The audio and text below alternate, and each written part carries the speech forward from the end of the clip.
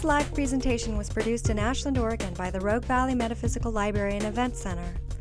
RVML relies on the support of our volunteers, members, and donors to organize and present these programs.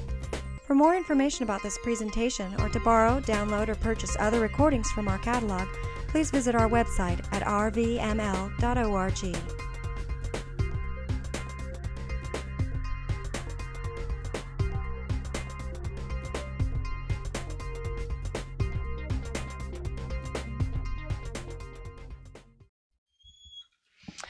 Well, my name is Reverend Ruth Kirby, and I am very happy and excited to be here this evening, to have been invited to be a part of the Tuesday night lecture series.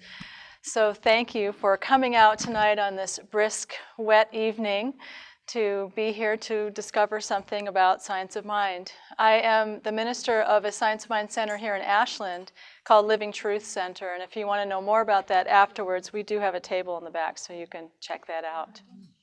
I have a question before I begin, and I'd just like to take a survey of how many people in this room would feel totally confident in explaining what Science of Mind is. Anybody? Wow. Yay. Okay. I geared my talk to people who have not really heard very much about it, don't really know much about it, so I just wanted to see who I was speaking to, because I knew some people from our center were coming here. Okay, so I'm here to help explain that in such sort of a brief period of time that I should probably leave you with many questions. That's my hope, so that the second half you can ask your questions and then I can speak to what it is you really want to know about it. So my talk is Applying Science of Mind Principles in Today's World. This was a title that was created by someone else for me, and thank you very much, Tony, for putting that out there. But in order to do that, I want to just do a little background foundation so that you have a sense of what Science of Mind is before we talk about applying it. And I will start with saying that Science of Mind, there's a copy of the book sitting right here. Science of Mind is a philosophy that was introduced by a man named Ernest Holmes in America. And Ernest Holmes was born in 1887 and died in 1960. And in 1926 is when he published the book Science of Mind. He was coined as a young person as the eternal question mark. That was his nickname, because he was constantly asking questions and looking into all of religions and philosophies and science, and always curious. He was the eternal question mark. So he did his own study of all of those things and put together his version of the nature of reality in this book called The Science of Mind. He has since written many other books, but this has always sort of remained the major text that he offered. He also, in 1927, began a Science of Mind magazine and then anchored an Institute of Religious Science, he called it, and School of Philosophy, and this was in LA. He was in the LA, California area. He began speaking to all sorts of audiences. He was wildly popular as a speaker. He filled up theaters in LA. It was the timing, was just, it sort of caught fire. Lots of people were interested in what he had to say in his message at the time. So he was speaking for a while, and he was also teaching classes at this institute. And then so many people who had taken all of his classes and were very interested in what this was all about began to want to come to him and ask him if it would be okay if we started making churches with this philosophy. There was a huge portion of the group that was interested were sort of exiting from Christianity, which was the predominant teaching at the time, and liking still church, but not liking the message. And so they were asking, could we just, change over, put this message in, but keep the sort of format of church? And Ernest Holmes said no many times. He was not interested in that. It was a philosophy. He didn't want to have anything to do with creating a religion. And part of the reason for that had to do with he considered it to be truths that were available to everyone, and that it was a philosophy, and it wasn't owned by any one religion, and it wasn't really about religion. But nonetheless, lots of people really wanted this to happen, and eventually in the 50s, he died in 1960, so it was in the last 10 years of his life, he acquiesced and said, okay, and this department of the Institute became focused on dealing with the churches and how that was going to work, and making up rules and organizing it. So that all began. And so the churches all started to spring up all over the place. Then they were called Church of Religious Science. So the terms science of mind and religious science are interchangeable to describe this teaching. So now there's churches all over the place. They're all over America, they're all over Canada, they're all over Europe. There's quite a few in Europe. There's some in Jamaica, and there's one in Russia now. And so they're in very many places. And there's one here in Ashland now, because 2 years ago I founded a center here in Ashland. One of the things, though, that even though they became churches, one of the ways in which they describe themselves is that it's a teaching order, not a preaching order. So it's still really heavily focused on classes and on learning a philosophy, a way of life, not creating a whole bunch of dogma or rules to follow for how we have to live. It was more about how we could think, a way of thinking, and a way of viewing the universe. So it was known as a teaching order, not a preaching order, and it was described as a place where science of mind is taught, and they just happen to have church services, as opposed to churches that just happen to have classes. So there was still sort of this emphasis that was brought along with it, even as it went into the realm of churches. Okay, so that's just a really brief, history of it. I wanted to mention there's a fabulous book called Spirits in Rebellion, and it's a history of New Thought, which is, the New Thought is the larger umbrella organizational term for this sort of philosophy. It includes unity and divine science, and there's a few different avenues that were going on all at the same time, and people that were studying with some of the same people. And this book is here at the library, so you could check it out. I brought a copy of it, and it's on our table back there if you just want to take a look at it. But it's for anyone who wants to know a lot more about how that all came through.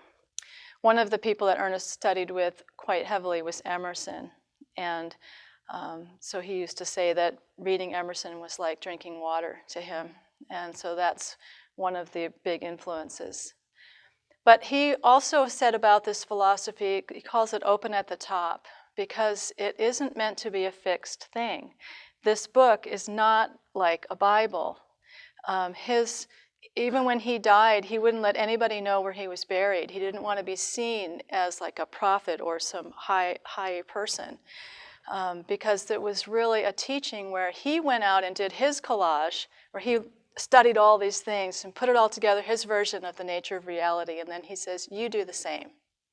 You study the religion of your time, the philosophy of your time, the science of your time, and put together your own version. So it wasn't meant to be, and it was also, I consider my job as a minister of this teaching to be a part of evolving it. So rather than all I do is I take what's in here and I teach it to people, it's really important that I become a part of its movement, because it is a movement, and it is continuing to incorporate different things that are being articulated in today's world. So it's not a static thing. And also, if you get together a whole group of people who would say they were into science of mind and talk to them, you would find such variety of what they believe in a certain way, because everyone has their little fringes of elements. They might be Sufi science of mind people or Buddhist science of mind, kind of combinations.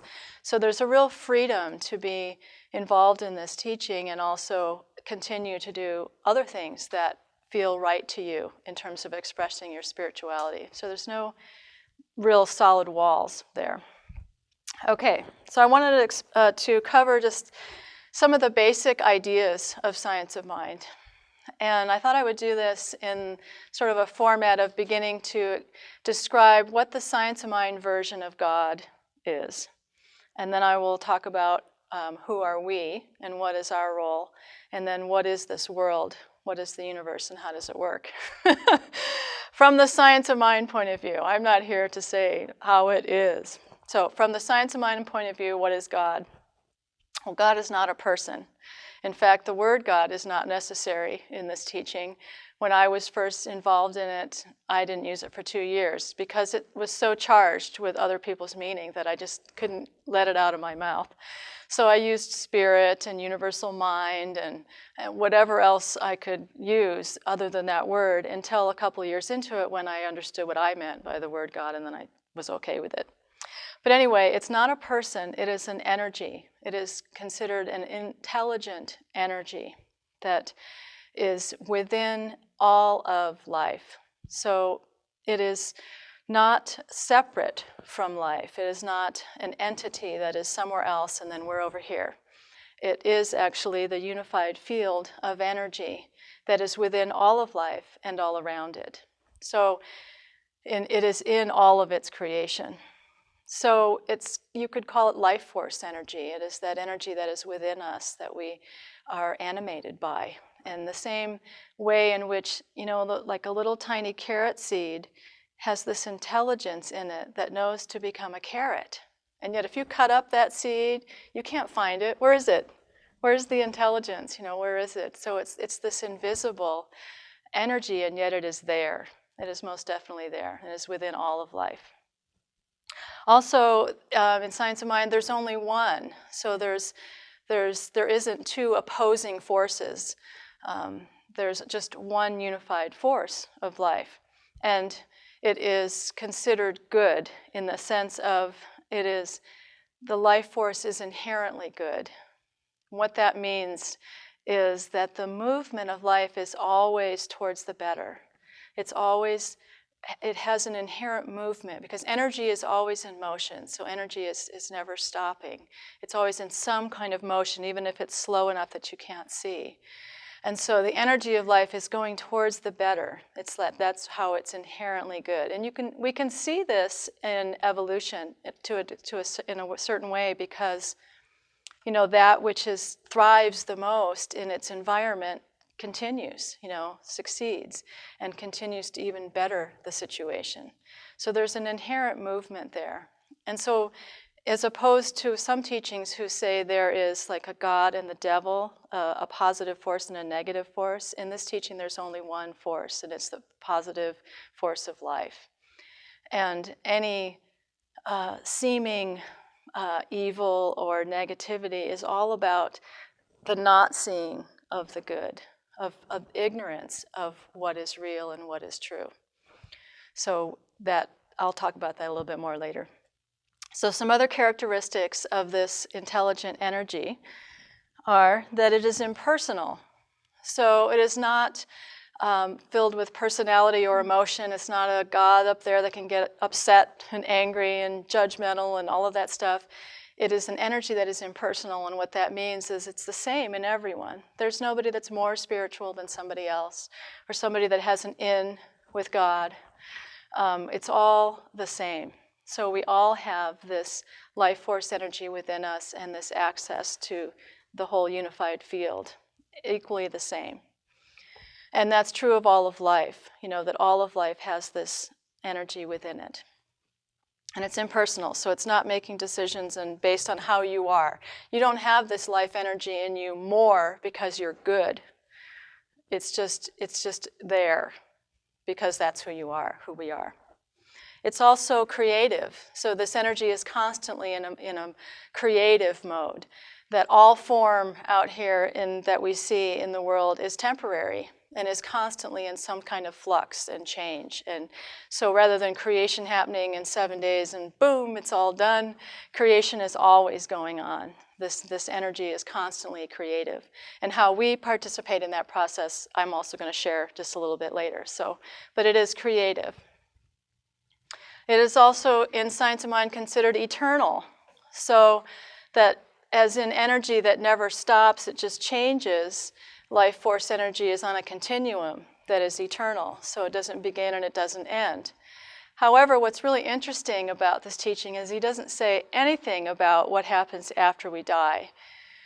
In other words, it isn't like a religion that has this whole explanation of what's going to happen once you die. So it basically leaves it up to you to imagine what that might be. And his omission of that also speaks about his focus, which is his focus was about how can we live this life the best possible way we can live. And that's what his focus is, not on planning for what's going to happen after we die.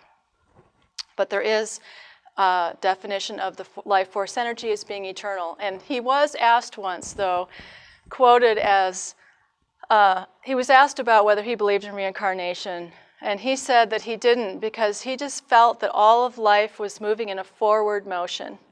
And he wasn't coming back. He said he wasn't going backwards. He didn't like this idea of recycling back, as a backward thing. So he just thought it was all about going forward. So just one time in an interview he mentioned that, but in terms of the book, you won't find anything in there that speaks about the whole describing what happens after we die.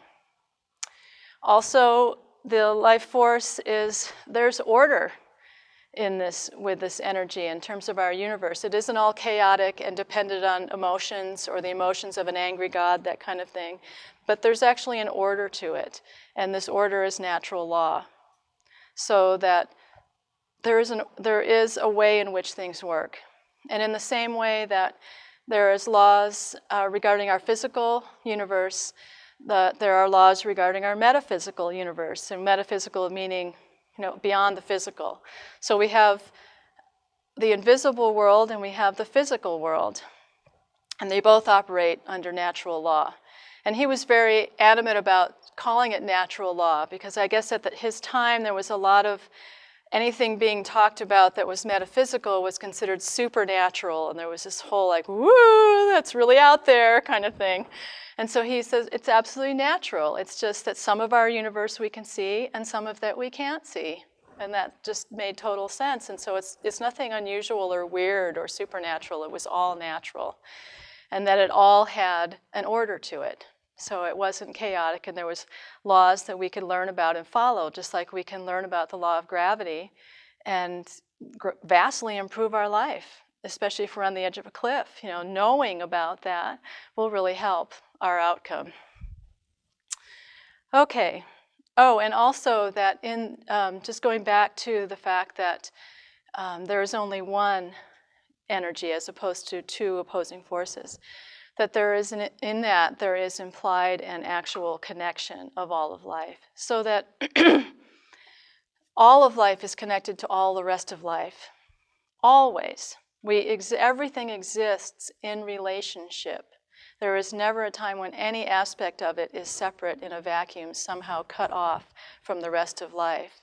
So that's just the inherent nature of life, is that we exist in connection, that there is a unity of this life force. So not only do we all have it and all aspects of life have it within us, we are also all connected in it and exist in relationship.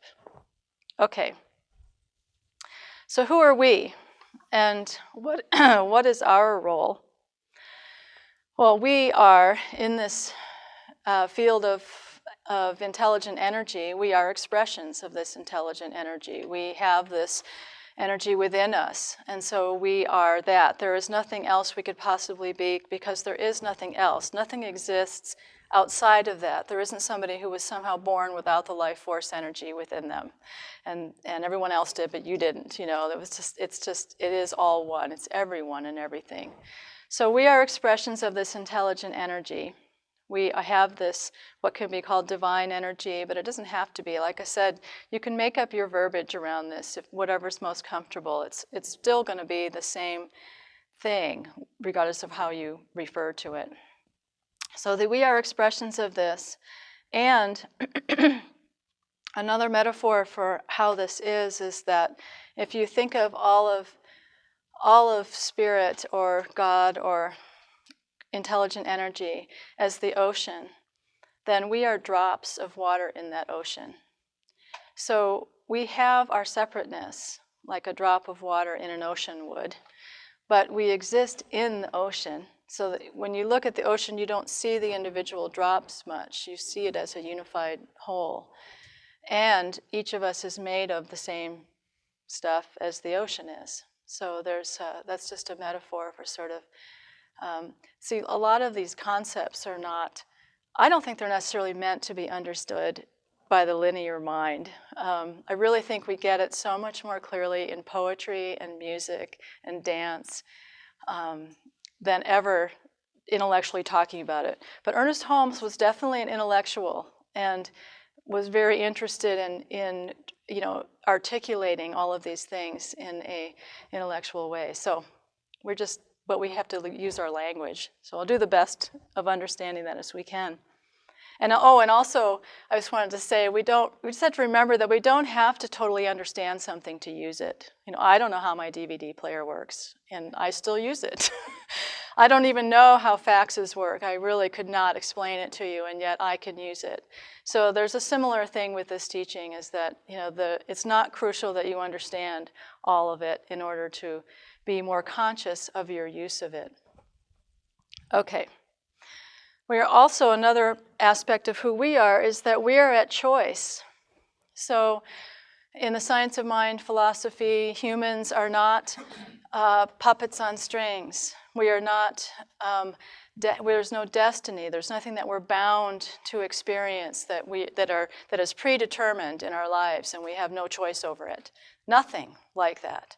So we are described as beings of choice, so that we are free to make choices. But what we are bound to is the consequences of those choices. So we cannot escape the consequences of our choices.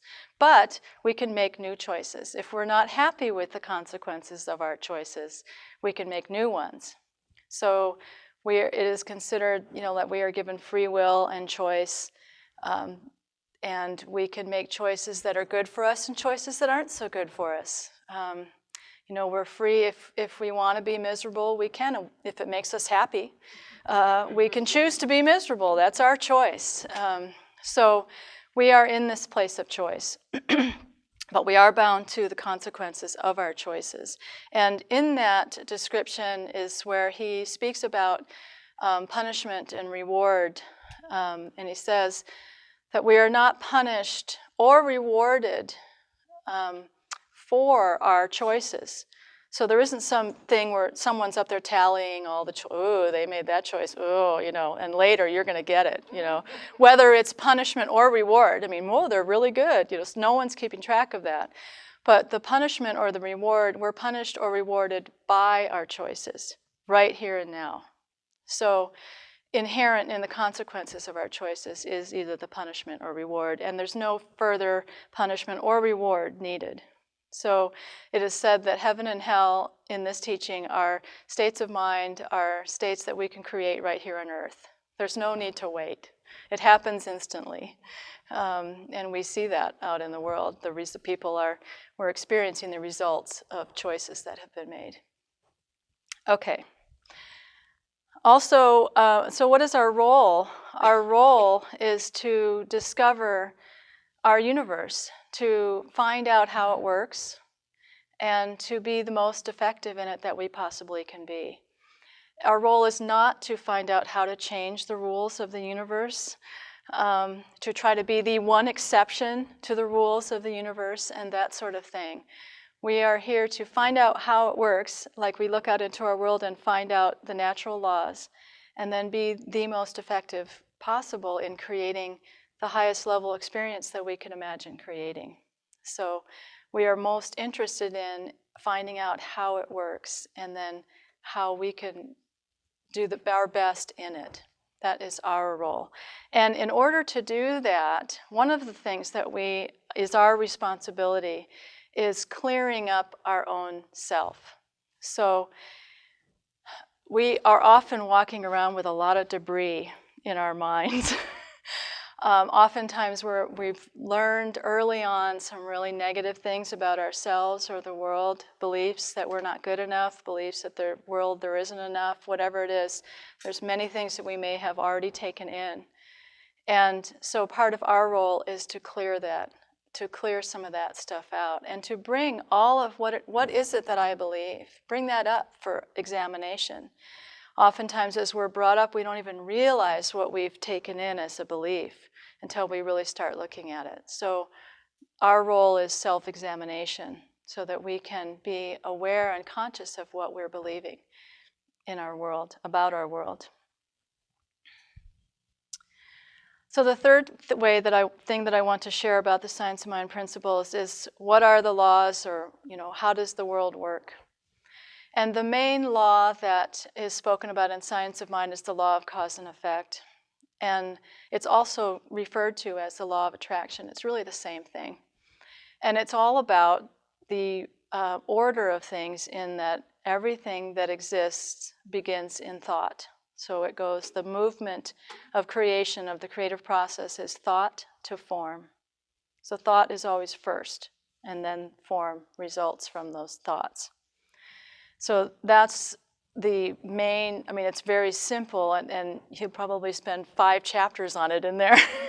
I still have yet to write the Science of Mind Made Simple book, but I am planning to do that sometime in my life, because it can get complicated in some of his explanations, and really what he's speaking of is quite simple and quite usable, user-friendly. There are some other books too available by current ministers that really help to speak about it in easy to understand ways.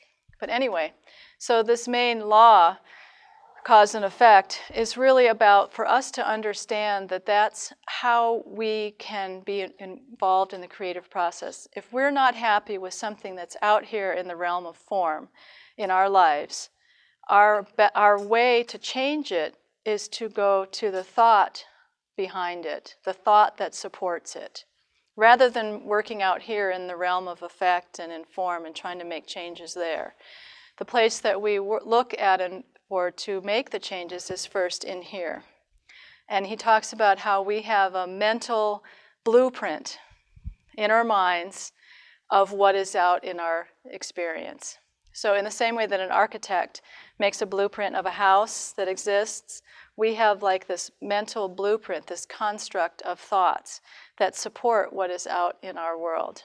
So behind everything that we are currently have in our world is a result of something we have thought or believed. And we have that in our minds right now. We have a blueprint for that. And the good news is that you can change it. So whatever thought can do, thought can undo. So for us, if we're, like I said, if we're not real thrilled with something that's going on in our lives, then we can go to, what are we thinking? What was I thinking? It's one of the questions. What was I thinking? I don't want this, and begin to look within ourselves for those answers and to be able to make a shift, because it's the changed mind that produces the changed result. Now, this is very different from when I look out into the world and see what sort of the majority of people are doing. What a lot of ways in which people are gathering their thoughts is they're looking out at what is, the conditions of the world, and then making decisions about it. Ooh, the world's scary. The world's not safe. People are amazingly ignorant, or whatever it is. They're looking out into the world and then choosing their thoughts about what they're seeing. And what this teaching is telling us is that it's the other way around, is really how we can create that which we really want to see, which is, rather than getting our information from out here, is to be able to go within, realize that we have this life force energy within us, our own connection, and to say, what do I want to see? What is it that I want to see and believe about my world? And then choose that and be able to reinforce that until you see it out in the world. And it is, so in other words, it's living a life of vision. Living a life from, and all changes that we've ever, big changes in the way our society has been going have happened this way. Someone had a thought that was completely outside of the box, or completely different from what the status quo was, and shifted everything. So it's the movement of how things change is really through how we're thinking, and being able to be more rooted in what we want to see than what is. To be more rooted in what we want to see than what is. Also, I wanted to mention what the Science of Mind version of prayer, which is called either affirmative prayer or science of mind or spiritual mind treatment.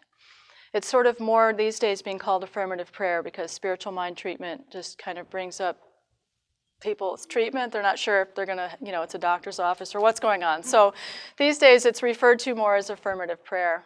And affirmative prayer is a 5-step process, and it's all about sort of a conversation that we have with ourselves for changing our mind. So it's the process of lining up with that which we want to see and believe and know. So it's all done in the affirmative, and prayers are their own answers. So they're not questions that you then wait to have answered. They are their own answers. The actual doing of the prayer is the process of the answer. And I wanted to share a quote by Ernest Holmes relating to this. He says, "Should we wish to know a certain truth, we should state that this truth is already known in mind, and this statement will be true. But the overmind must be accepted into our mind before we can understand it. How then are we to accomplish the desired result? By stating and feeling that our mind knows the truth about the thing we desire to know. In this way, we draw the infinite mind into our mentalities for definite knowledge of some particular good." And I liken this to downloading. So in this computer age, it's very much like you're at your computer and you're connecting to the internet, which is, let's say, for example, is like the field of all possibilities, or the overmind, where it all is already, everything already exists. But for you to actually create in your life that which you want, you need to know that in your area of mind. And so you bring it into your computer. You download it in that which you make your choice out there, and you bring it into your computer so that you can know it from your place. And because it doesn't do you any good necessarily for it to just be out there. It's one of the possibilities. It's the way prayer and affirmative and affirmations are the way that we choose it. We decide what we want to have in our mind for our purposes of manifesting in our lives. So I just think the computer image is kind of helpful. It's not exactly what's going on, but it certainly is an image for bringing it into our awareness, so that what is in our mind is what we end up creating from. And it's also important to know that it's not just thoughts. It's the thoughts that you are the most passionate about, that have the most emotional energy connected to them. So you can have just a really dispassionate thought, and it's not going to do much in your lives. It's the ones that you have the most sort of gut energy around, that you believe with all of your whole body and soul, you know this to be true. That's where you manifest from. And so it can be thoughts that you're constantly repeating over and over and over, like you're always saying, "I'm always late, I'm always late, I'm always late, I'm always late." And you're really creating this idea and identity for yourself. But it can also be a one-time thing that's just so traumatic. Just one traumatic experience can go so deep, it's impressed into you, and then it becomes a part of your identity, and you're creating from that. So it's the ideas that you have the most passion and most energy around that we create from.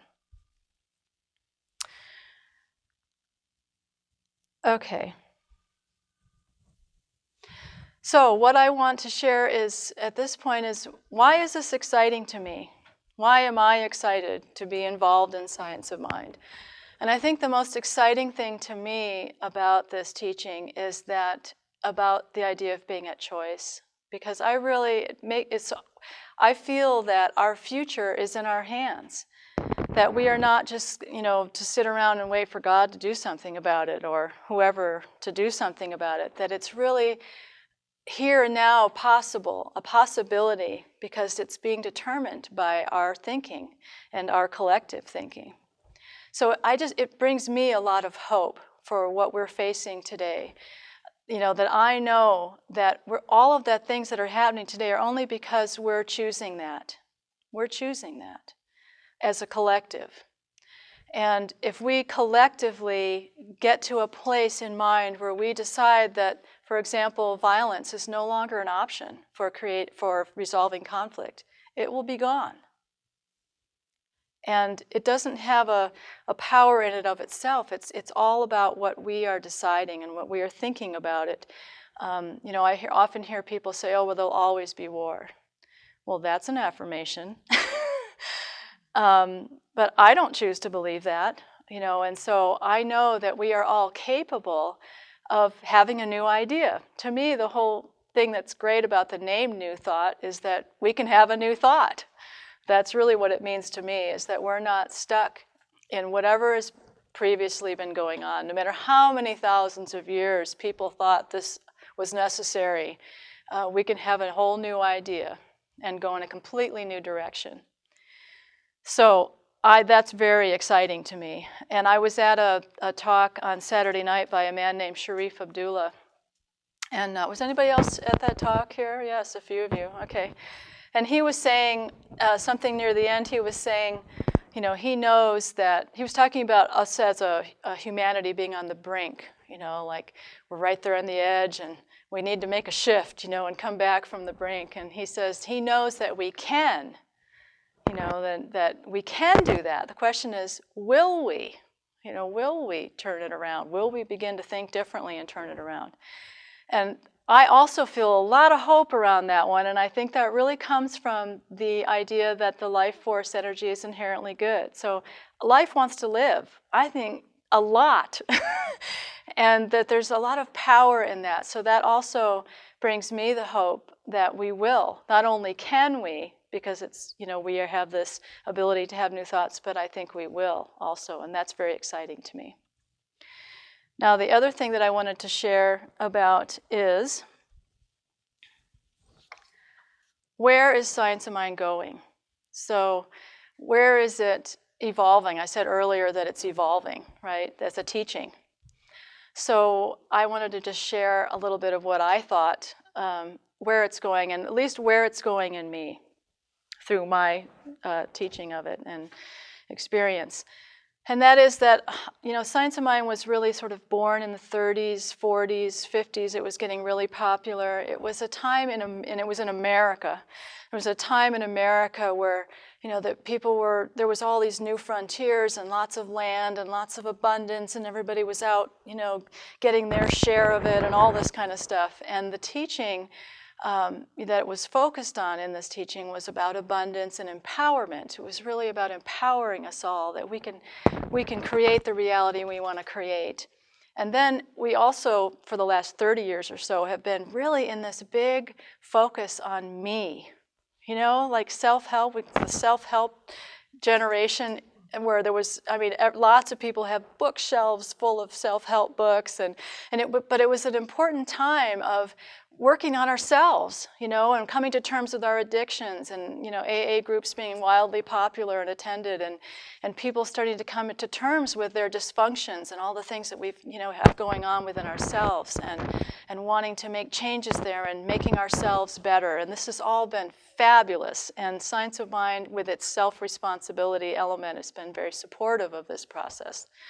But what I see us in right now, where we're going, is that we're moving from the me time to the we conversation. That that is what is shifting in today's world, and that is where I'm going with it. Because also in the Science of Mind teaching is the idea of unity, and that we are all connected. And so I really feel that what's happening for all of us is that we're becoming global citizens. Like it or not. It isn't about whether we're trying to be. It's because of, through travel and media and the internet and cell phones and whatnot, we are in touch with the world, and the world is in touch with us. And we are facing a variety of challenges that are global in scope. So they're not just problems for America or just problems for Russia. There's issues that we're going to need to deal with that are global in scope. And so we're just really, that's what I feel is really happening for us, is that we are just sort of catapulting into this idea of being global people. And possibly without having a clue as how we're going to do that.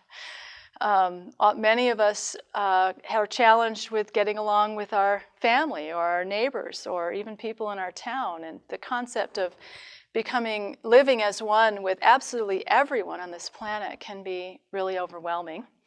And so I feel like that's a big part of this teaching, and what this teaching will serve for is to help keep people inspired, because it has a spiritual element and support through the unity principles. But also my big focus, because I called my center Living Truth Center, because I'm most interested in living it.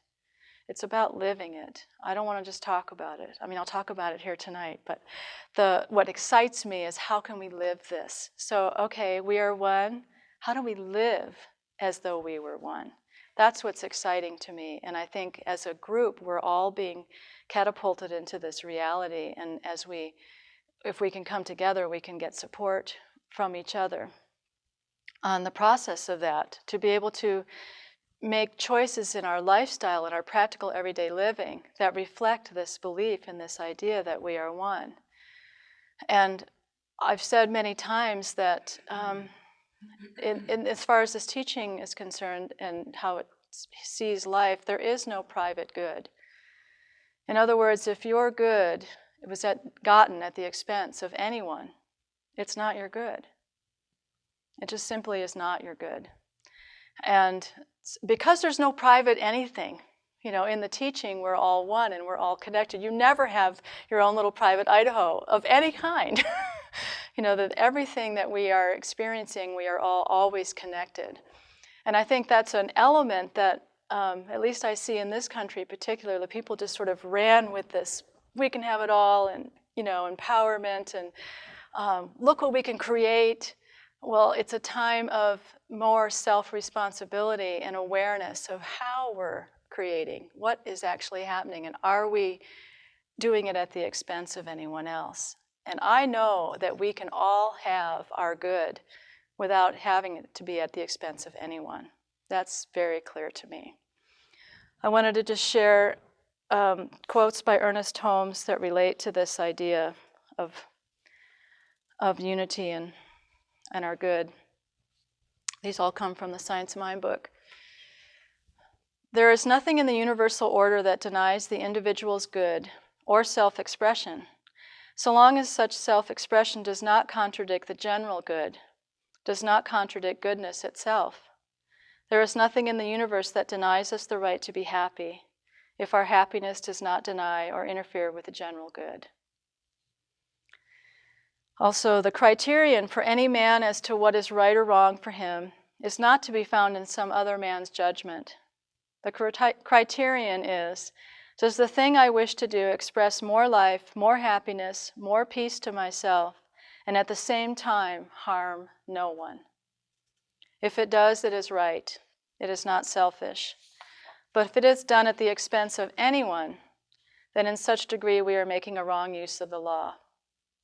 And then finally he says, to attempt self-expression at the expense of society or other individuals is to defeat the very purpose for which freedom exists, for back of all is a unity. So there's a real strong clarity in this teaching about there is no private good. And I want to close this first half here with one of the handouts that is back on the table that I created for this evening, and it's called Science of Mind, Beliefs to Actions. When we don't believe that there is a force of evil, we don't spend our time fighting evil. We are about revealing the good in all people and in our world. When we believe that the life force is inherently good, we have respect for nature and for its inherent perfection. We consider it sacred, whole, and complete. We observe natural law to learn from its ways, and don't presume we can do better or try to outwit the laws. And when we see the perfection of this life and of ourselves, we create from that viewpoint, manifesting high-level experiences for ourselves and others. When we recognize our unity with all of life, we consider the impact on all of life when we are making our daily decisions and choices. It isn't our good until it's everyone's good. When we realize that we are at choice, we no longer blame others for our lot in life, and we take responsibility for our choices and their consequences. And because we don't blame others, we become less interested in trying to change them and get more interested in changing ourselves. When we understand natural law and how it works, we know what our role is, and we become effective in our ability to consciously create what we want to experience in our lives.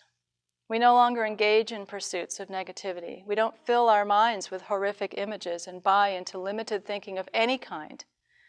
We become inner-directed, taking time to tap into our connection with life force energy and the wisdom that is who we are, and allow ourselves to be vision-directed. We are more grounded in what we want to see in our world than what is, because we know that is how it comes about. Thank you. We will.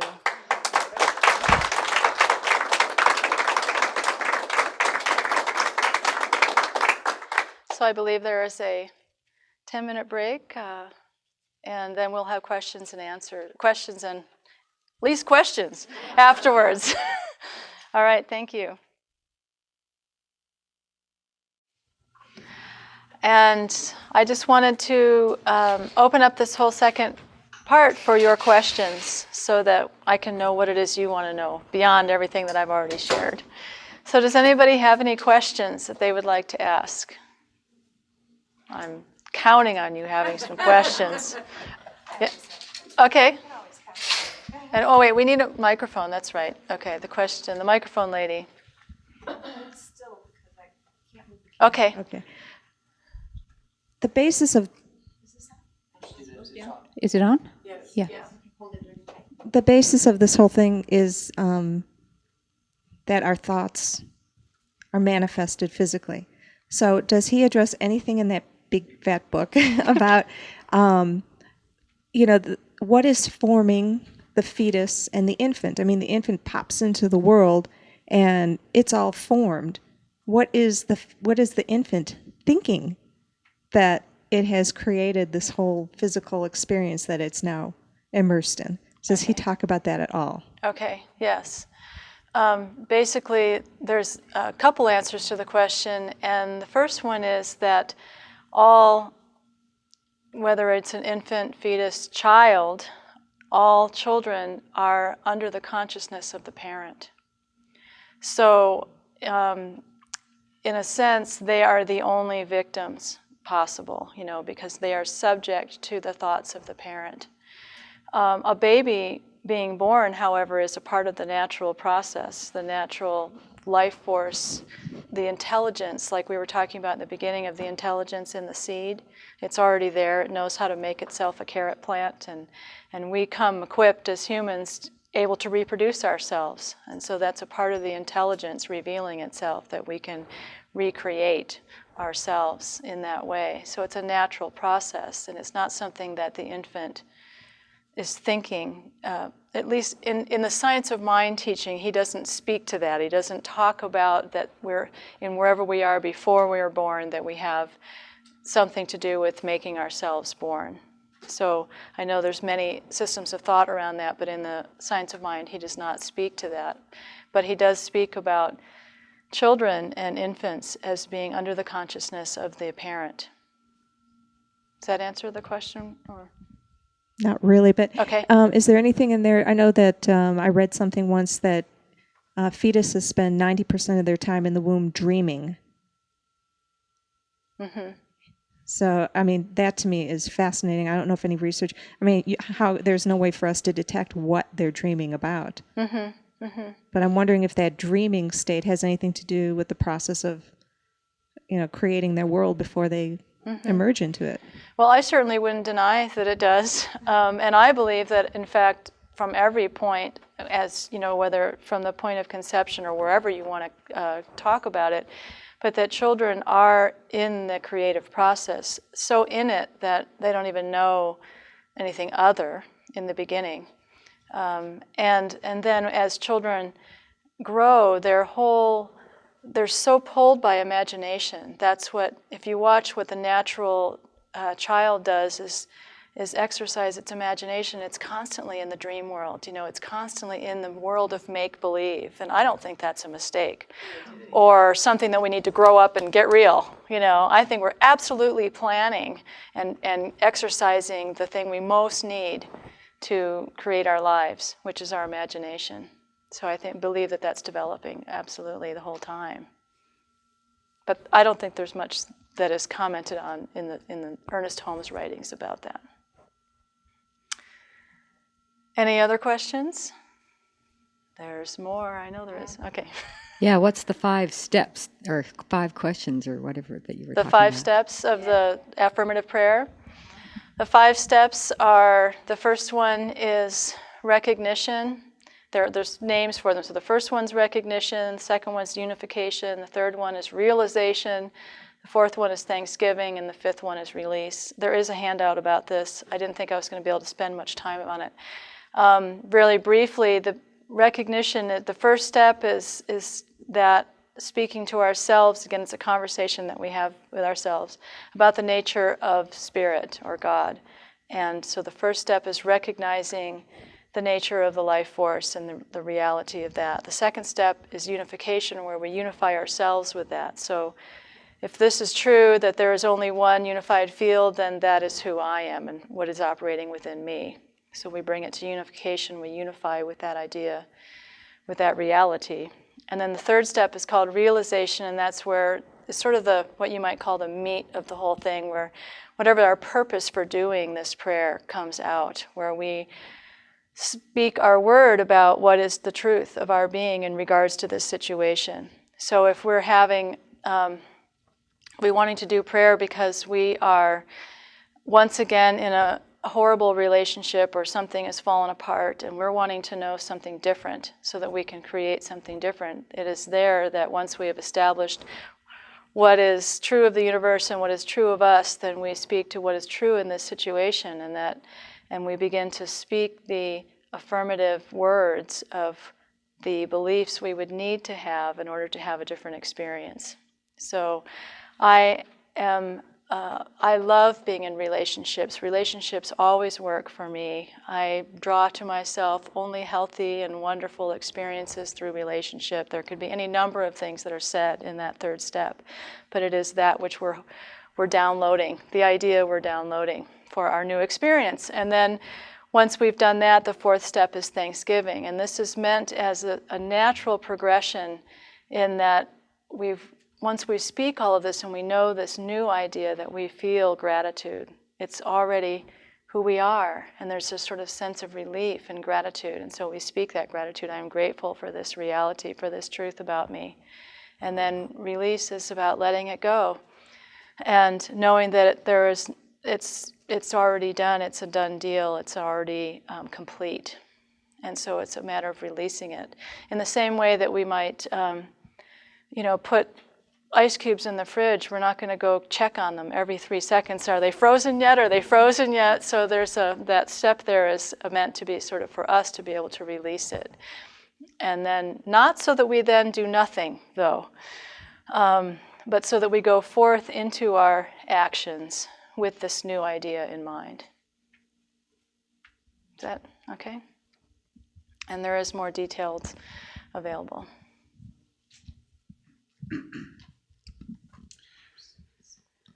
One of the things that a lot of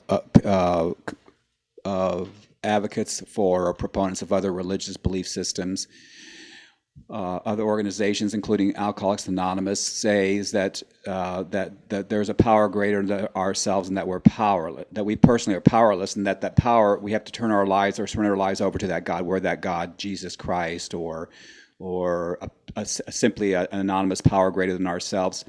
And what I often hear from people from these other religious traditions, particularly people, since this country is largely influenced by the Christian religious thought, is that you are not God.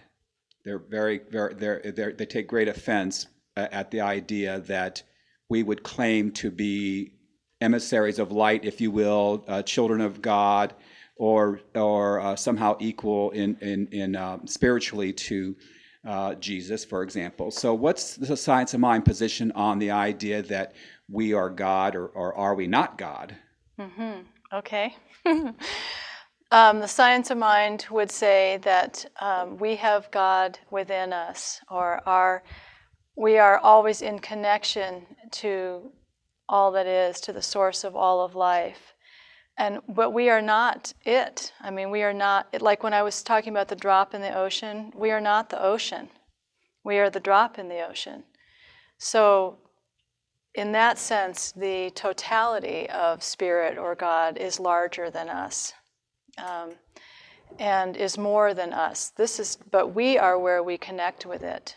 So in fact, it is the only, place in which we connect with it is within ourselves. So, I mean, that idea still can be offensive to people who see God as separate and that God is not in any of its creation. So, Science of Mind says, yes, it is. God is in its creation, so that all that you see is evidence of God, is the life force itself in form. Does that answer what you're asking? So we are not, I think when people hear us speaking like that, that's what they're hearing, is that we're saying we're God, or that we're somehow equal to God. And I don't hear it in that, because I know that the life force energy is way more than just our place in it. You want to clarify? That I understand that to mean that we're not separate from God. It's not that we Right. are that we claim to be the whole of it. We're waves in the ocean of God. We're drops of water within God. We have that essential God character. We're embodiments of God, but we're not separate from God. Right. And another question was that a lot of other religious traditions promise that through prayer or through some sort of ritual or some kind of convention or tradition, traditional observance or religious observance or a prayer, that people can somehow petition God to change things. And Science of Mind doesn't seem to offer anything magical, which perhaps for some people it robs it of some appeal, because people really like the idea of crystals and holding their mouth in a certain position and things turn out the way they like it to turn out. Or treating God like a bellhop. What would be your comments upon Science of Mind's approach to manifesting in our reality the kind of things, the kind of world that we would like? Well, like you said, it's very straightforward in that the universe responds to us by corresponding to us. So we don't manifest what we want, we manifest who we are, all that we embody, and whether we're aware of what we believe or not.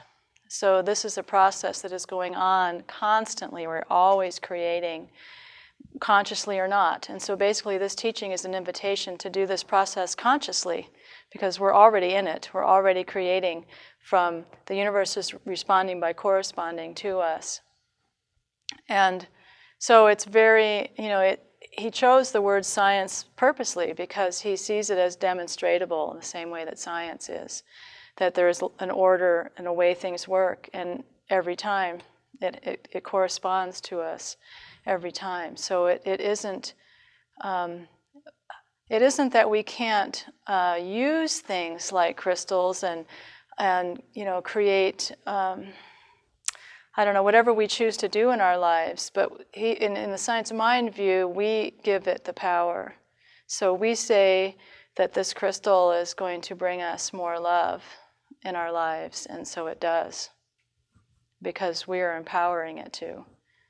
That would be more of a Science of Mind approach to those kinds of things. But the actual manifesting and creating in our lives is all about what we have going on in here and in here. What we think about most passionately, we will experience in our lives. Does that answer your question? Yes. Great. More questions?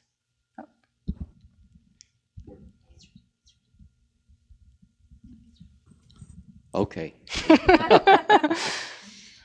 Going back to the reference you made about little children, and I forget exactly how you expressed it, but they're under the influence of their parents. Is that what you said? Could you elaborate upon that, and would it be your sense of the elaboration, or are you going straight from what Holmes says? Okay, well, what Holmes says, and actually I don't think there's a whole lot regarding this in this particular book. He wrote another book soon after that's called Living, the Science of Mind, and there is a huge there's a chapter in there about infants and how it works with children. And so he is saying that that children are under the consciousness of the adults. As they're growing older, though, they are developing their own. But he is just saying that they are so, as children, they are so heavily influenced by their parents' consciousness. And they are not yet at a place where they're at full strength with their consciousness. So the predominant influence for them would be their parents. And he doesn't say anything particularly about like what age does that really shift, or how much of it has to do with whether they're actually living, spending a lot of time with them. So he really doesn't spend a whole lot of time on that idea, but he does very clearly say that. So in the rest of his teachings, he's talking about how there are no victims, that we're all making choices and creating our own reality. And that's why I said earlier, children would be the only exception to that. In a sense, they're not in a power place to remove themselves from the consciousness of the adults around them. And however, they are, they're growing and they have some power. It's not like they're completely powerless, but they are under the influence of the adults, whether it's their parents or the adults around them, more than we would be. They're more subject to that. And yes, beyond that, it would be extrapolation. If there was something further you wanted to know, it's really up, what would you believe about it? I'd be curious. He really encourages our own thoughts around it, so. Okay, well, I have my own opinion, and then I've read opinions of several others. I like the teachings of Don Juan Carlos Castaneda, where he says a child becomes a full-fledged member of society when they're between the ages of 5 and 7. They make that decision, and their spirit is bruised, and then it becomes a challenge for them in life to bring that to heal that bruise, and that's what life is about, so to speak. Great. I like that, but I think it's more like when a child makes their first moral decision, they're indwelt with God, with a spirit, and that indwelling spirit gives them a sense of morality, and then they are more or less moving on out in the world on their own. That's my view of it. Okay, great. Thanks for sharing that. Any other questions? There's one up here. Oh. Does Ernest Holmes speak to, what does he say about animals? Do they play any role in the creating of their experience on this planet, or are they what you would call victims? Or what does he say about animals, animal life? Gee, that's a good question. Let me think. That's why I asked it. I know, because I'll have to, let me think about Ernest Holmes for a minute, because I have my own ideas around that. So. I want to hear yours too. Well, okay, all right. I'm just trying to think of whether he is, I know that he speaks about this life force energy being in all of life and that we are all connected. But I'm not really recalling a whole lot of that he's focused on that particular idea. So let me put out what what my interpretation is from being in this teaching. And I see animals as being already in alignment. So they may be a little bit more in a fixed place, not quite as much as in choice as we are, but they're fixed right in there in the perfect place. The place we're all trying to get to, the place we're all, wanting to be in, which is in total alignment with spirit, with the energy of the life force. That they're already there, and that they're always there. And left to, to their own devices, they will they are living in complete harmony with all of their environment. And that, in fact, it's self-regulating. If a group of animals are living somewhere and food is scarce, they'll have less babies that year. And if food is plentiful, they'll have more. And it's like that instinct, instinct. I think of instinct as being in, spirit, just right there in alignment. So I used to envy them all the time because they're already there. And we're so, you don't see deer standing around going, now, how do you be a deer? I'm not sure. Like, I thought I knew yesterday, but I don't know today. Oh, I got to go to a class, and figure it out. And, they're just, you don't see that kind of angst. They're just get on with being a deer. And so whereas it seems that we're in this position where we are at choice, and so we can choose to be way out of whack with our environment. And so we have to really be in that alignment place. We need to make certain choices that bring us there consciously. Unless we're raised in such a way that we never were fed anything that was contrary to it. If you were raised without any ideas that were contrary to the nature of the life force, then, you may just be you're just like being a deer. Just getting on with it, being a human. So, yes. Any other questions? I have a comment apropos the questions that this gentleman raised earlier about other traditions saying that we are not as powerful as God. Just the other day, it was brought to my attention a line in Genesis that I had not been familiar with. We're all familiar with, paragraph 27, which says something to the effect, God created man in his own image. The paragraph before that, number 26, in King James Version, which I looked up because I had a hard time believing this, said, God said, let us create man in our image.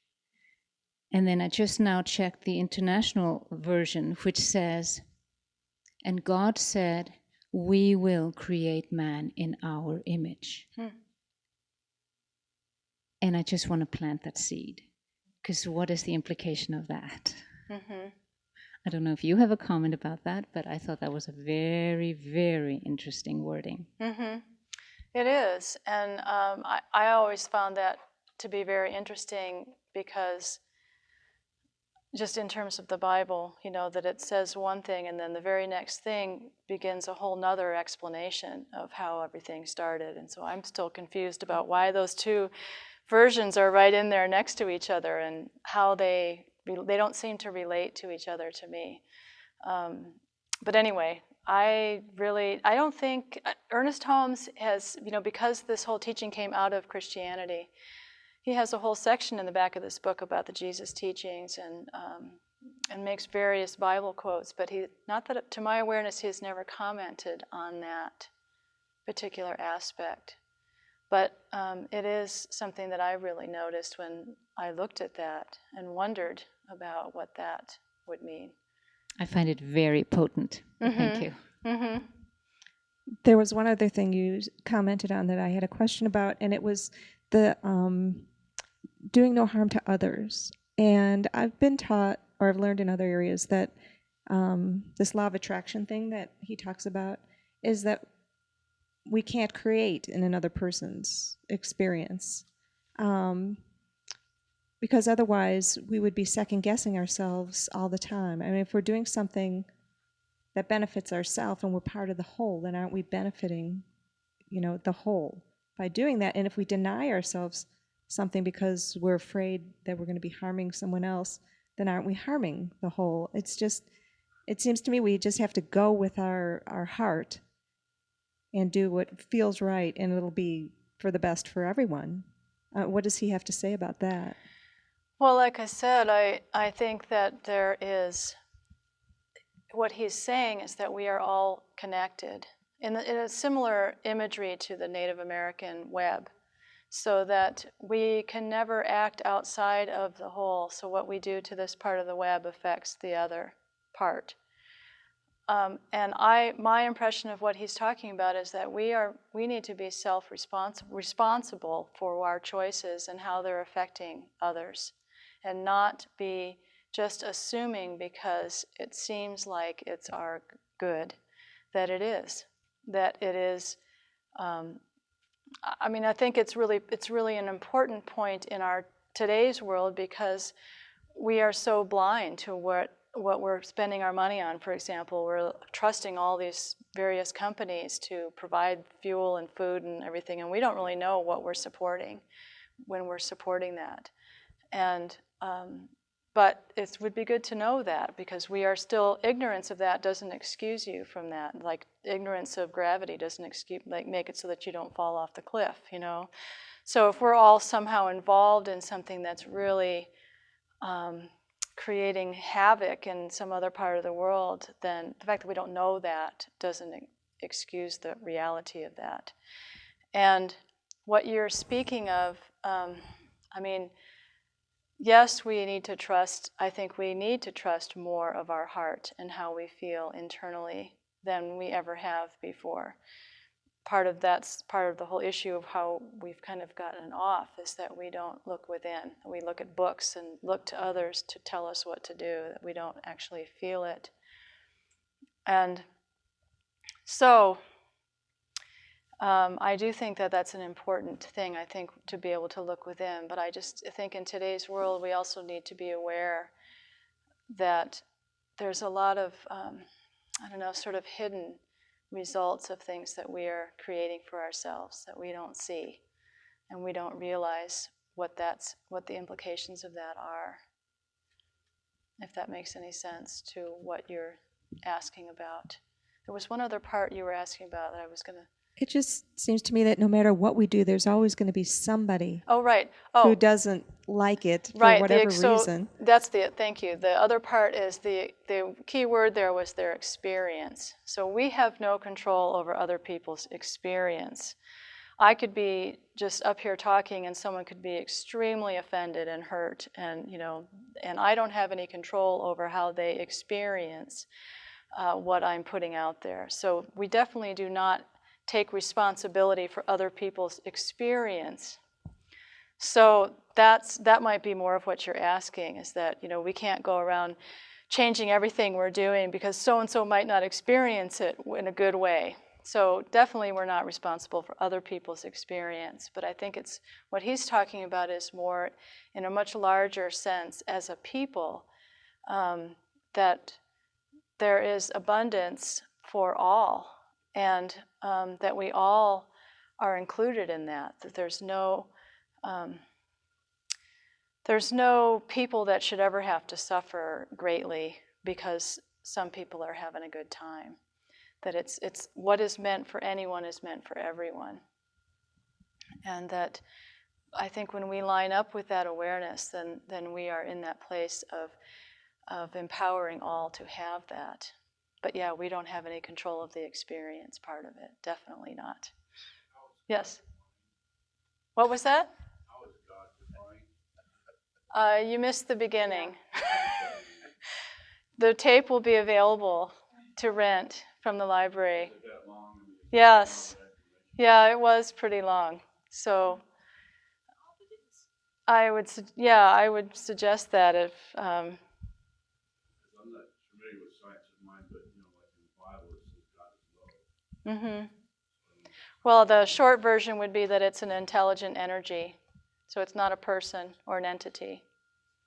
But for further description, I would recommend renting the tape, because I did spend a pretty big amount of time on it, and these people have already heard it. Yes? Reverend Ruth, what Yes. brought you to Science of Mind? What brought me to it? Yes, what drew you to it? Why did you become involved with Science of Mind? Okay. I was raised atheist, and kind of atheist with an attitude. My parents were both very high intellectuals. My dad's a physics professor, and so there was explanations for everything, and they felt that religion was for ignorant people, kind of. So, but I'm grateful for the clean slate that I was given in that as a result. But I always did feel like something was missing, and in fact, I used to be concerned that my dad would have some kind of like paranormal experience, like see a ghost or something, and have no explanation for it whatsoever, other than the fact that he's crazy. And I remember just as a kid being worried that something like that might happen, because I knew I could encompass it, but I didn't think he could. So in his world, it was everything had an answer in the physical world. But as I moved away, I just kind of explored a variety of different things, and primarily was drawn to what might be called pagan, or celebrating solstices and equinoxes and earth-based things. And I started creating altars and just really focusing on things, and then sort of had my own thing going on. And then somebody in my circle of friends told me about this church, and it was in Santa Rosa. It was this great church with this great minister, and you'd really like it. And I'm thinking, church? What are you talking about? No way, I just really had that really ingrained in me, that wasn't where truth was found, And but then eventually one day I went, everything in my life was falling apart. And I woke up on a Sunday morning after crying myself to sleep all night and thought, this is a good day to check out that church. And I went, and I was just so astounded. It was a huge auditorium, and the woman who was speaking was just, everything she was saying was what I really resonated with, and felt that I had already picked up just from my time in nature. And all these people were there, listening and nodding their heads, and men were crying, and, I'm like, who are these people I live with, in this town? And I was just so amazed to find this within my own town. And when I saw her, it was the missing puzzle piece of, that's what I'm going to do. And I had been doing all these other variety pieces of things that I knew I wanted to help people in some way and help people love themselves more in some way. And I didn't know what it was going to look like, and I never would have dreamed that it was about being a minister in a church. So when I saw her, it was like the puzzle piece that came together. And I went the very next day and said, how do you become a minister of this teaching? And began the classes. And one of the things that I had in agreements that I had made with myself prior to that had to do with about college and school and trainings and things. And I had said that I would never do a training or school of any kind that wasn't enjoyable in the process. So it was never going to be about getting the end result, the degree or whatever. The process had to be good. And so I found that in all the classes, all the Science Mind classes, that was true, that they were experiential, they were fabulous, and I enjoyed every minute of it. So it really, every time I took another class, it just reaffirmed that for me, and I was committed to that. So. It's a Science of Mind philosophy. Do they teach that God is love? Yes. Mm-hmm. The question is, in the Science Mind philosophy, do they teach that God is love? And A lot of Christian churches I go to, I never hear that. mm-hmm. And I just wonder about it, because it's all over the Bible, that God is love, and it's pretty obviously that wherever there's love, there's God, and where love is not, God is not. Right. And I never hear about it in any church. So Really? I haven't been to a Science of Mind church. I just wondered what the philosophy was. Right. Well, in the further description of what God is, the qualities that would be considered to be God qualities would be love, peace, harmony, clarity, abundance, power. All of those qualities are considered to be qualities of spirit or God, or however you want to call it. So yes, it is. And those qualities are our nature as well. that because we have this God inside us, or this God energy inside us, that is how we describe ourselves. What's the church philosophy allowing this God or love to grow within us? Excuse me, what was the question? The church philosophy allowing to God or love to grow within us? Allowing it to grow within us? Yes, or to... The desire is for expansion and more love, more peace, more harmony, that the life force wants to live and live fully and live joyously. Does the church get involved with like chakra clearings or anything like that? No. Or healings? Mm-mm. Nope.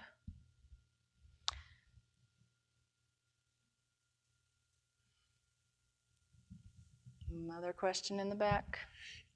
Is it possible to give an example of what a affirmative prayer would sound like? Is it possible? You mean for me to do one? That's up to the coordinators here. Is that okay? Okay. All right, I could do that.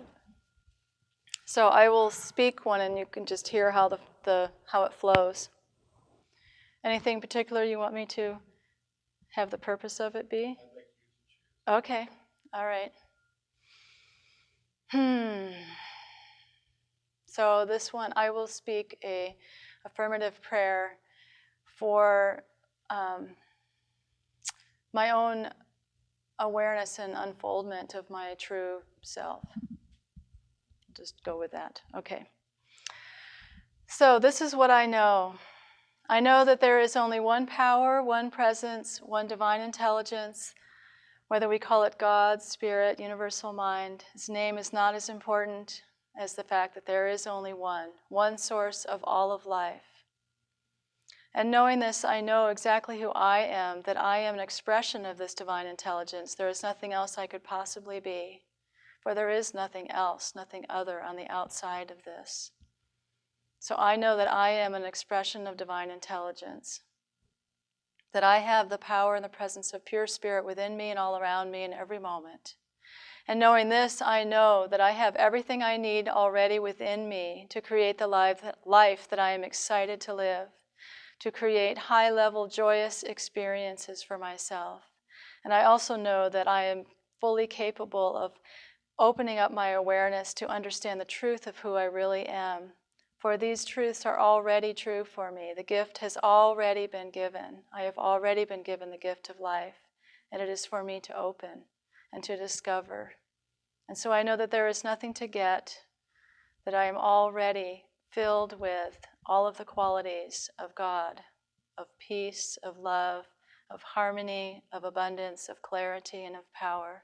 That this is already who I am. And so I know that I am fully capable of shifting my awareness to anchor this reality for myself by knowing it and knowing that I know it in the most deep possible way. And for this I give thanks. I give thanks for this truth of myself, for the gift of life, and for this beautiful planet in which I live. And in great gratitude I simply let it be, and I allow it to unfold as the perfection that it already is. And so it is.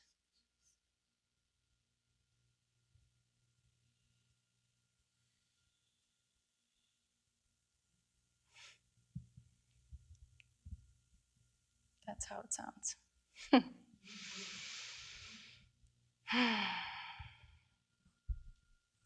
Anything else? Okay.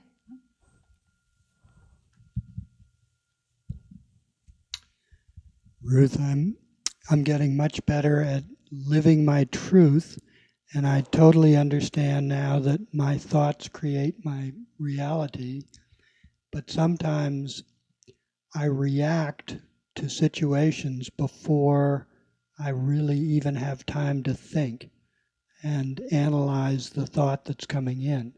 So is there any advice or exercises that can help with that?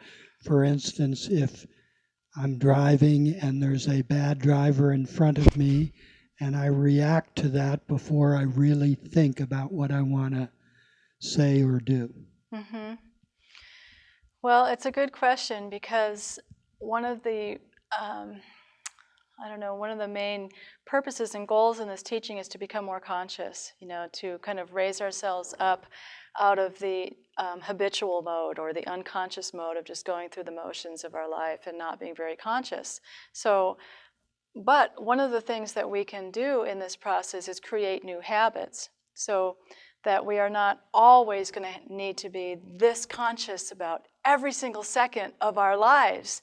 That the whole way in which we operate through habit is not necessarily a bad thing if they're habits that are chosen and are conscious and positive for ourselves. So one of the things that I could say is that we can learn to create new habits. So for particular situations, if you're aware of certain things that just really trigger you into reaction mode, you might be able to take some time before you're in that to create a habit around that and consciously implement it so that every time somebody cuts you off, you say, God bless, or I don't know.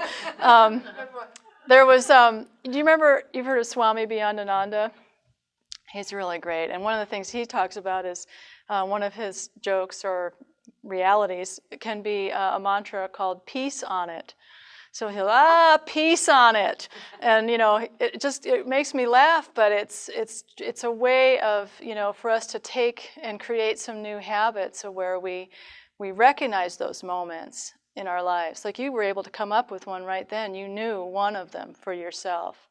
And so at some other point to be able to look at creating a habit around that rather than expecting yourself to be that conscious in that moment, but to have our habitual responses be also something positive.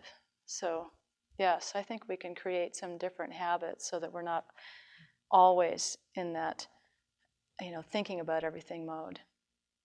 Does that help? Okay, all right.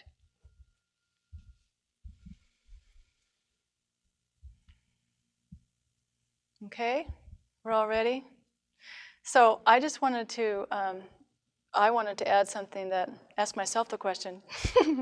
One more thing which I meant to mention was just that when I was talking about what was exciting to me about this teaching and about the fact that it's sort of in our hands, that we can create a new idea and therefore create a new world, that it made me think of a quote by Marianne Williamson where she says she's often asked by people, how could this possibly be? How could God allow children to be killed, for women to be raped, for murder to happen, for there to be wars? How can God, how does your loving God allow all of this stuff to happen in our world? And her response is, what do you mean God's allowing it? We're allowing it.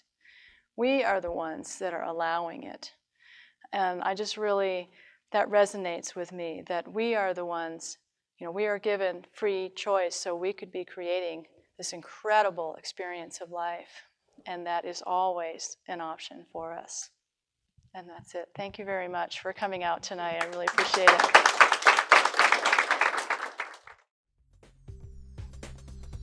RVML Resource Center is a volunteer-operated federal 501c3 tax-exempt nonprofit organization. RVML is dedicated to providing easy access to a comprehensive collection of information on a variety of metaphysical, spiritual, and personal development subjects. RVML accepts and appreciates all donations. Material and monetary contributions are fully tax-deductible. This recording is not copyrighted and permission is granted to broadcast, exhibit, or duplicate all or part of this program for non-commercial educational purposes. This live presentation was organized and presented by the Rogue Valley Metaphysical Library and Event Center. For more information, please visit rvml.org.